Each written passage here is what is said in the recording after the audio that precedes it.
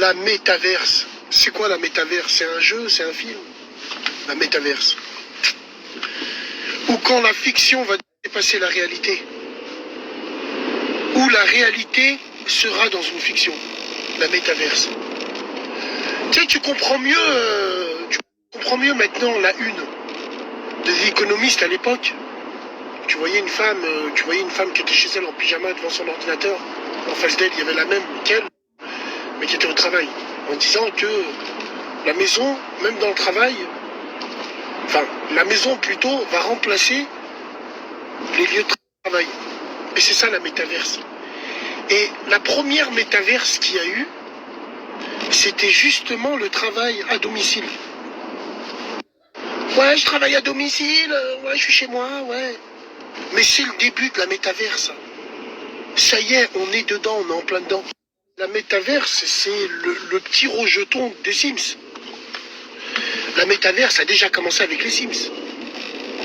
À partir du moment où virtuellement, tu peux contrôler un personnage, l'habiller comme tu veux, lui prendre n'importe quel véhicule et ce qui va avec, et ainsi de suite. C'est de la métaverse. GTA, c'est de la métaverse. Mais là, c'est plus des jeux, là, c'est la réalité.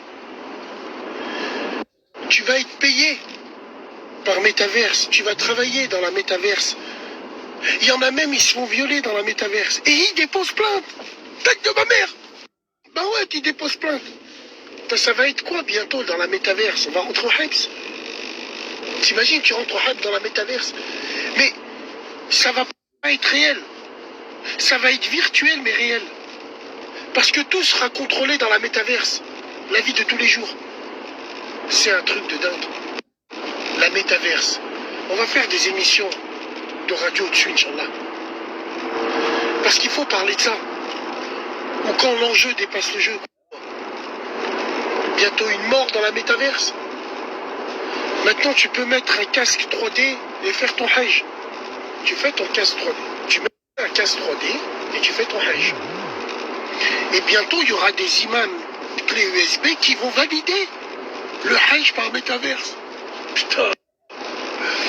Tu vas être assis dans ton salon, il va te valider ton hajj. Ouais, t'es parti au hajj avec la métaverse.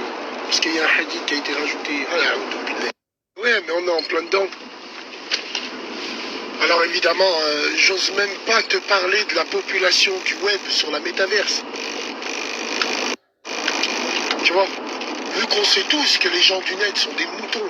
Les gens du net, avant de donner leur avis, ils regardent la tendance. La tendance les aide beaucoup. La tendance est faite pour les hypocrites, mesdames et messieurs. Il n'y a que les hypocrites qui prennent en compte la tendance. Parce qu'ils ne donnent pas leur avis d'eux-mêmes. Ils donnent leur avis suivant la tendance, mesdames et messieurs. C'est ce qu'on appelle les suceurs du web, les banditos de hermanos. Ah ouais. Ouais, c'est vrai qu'il faut qu'on parle de la métaverse, mesdames et messieurs. Et on va parler de tout ça, bien sûr. On va faire plusieurs émissions dessus. Mais la vie de ma mère, c'est le marasme de demain. La métaverse. Eh ouais.